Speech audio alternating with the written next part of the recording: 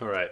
So those who know me from Bytejacker, this is a little bit different. I have this new account and I thought, heck, I'll give it a try and use it and see if uploading my video comments to YouTube is better than uploading them on Bytejacker.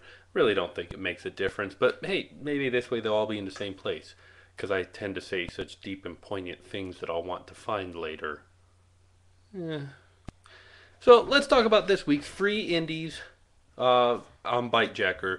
First of all was Gunroad, a fantastic homage to the old 2D light gun games from the arcades, which at the time were the most cinematic video game experience to be had.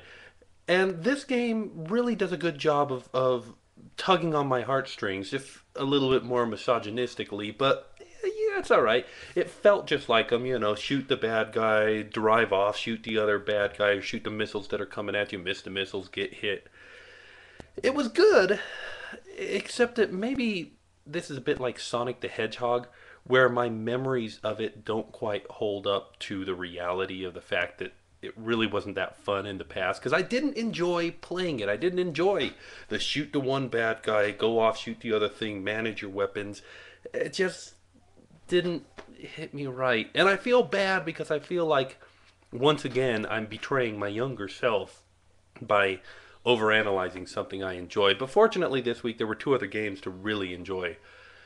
Appy could really benefit from a music track and sound effects and a longer experience. Great idea. Fantastic game.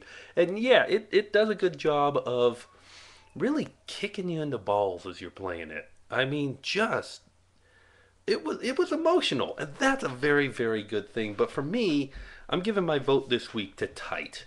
Now, in the show, John said, "Sorry, Joe, this is a leveling up game," and I know why you said that.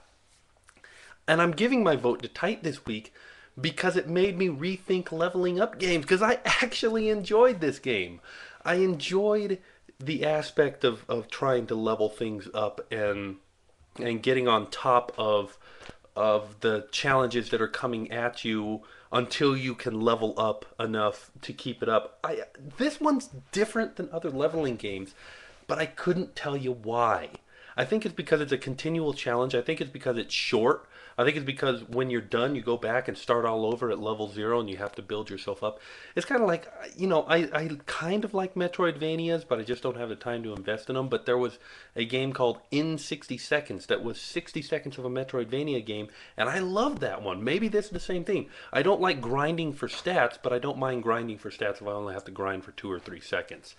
I kind of wish you guys in the show had not given away to upgrade the missiles because to me, finding the upgrades was part of the fun. And I also kind of wish that they had made the game so that the upgrades got exponentially more expensive so I couldn't just upgrade my missiles really quickly and beat the game in no time.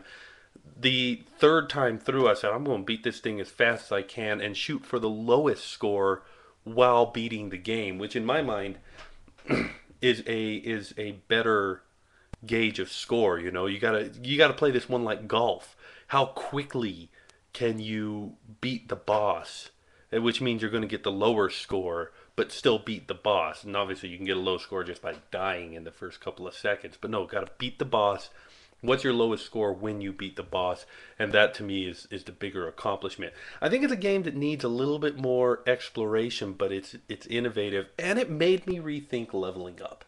And I like that. So Tight gets my vote this week.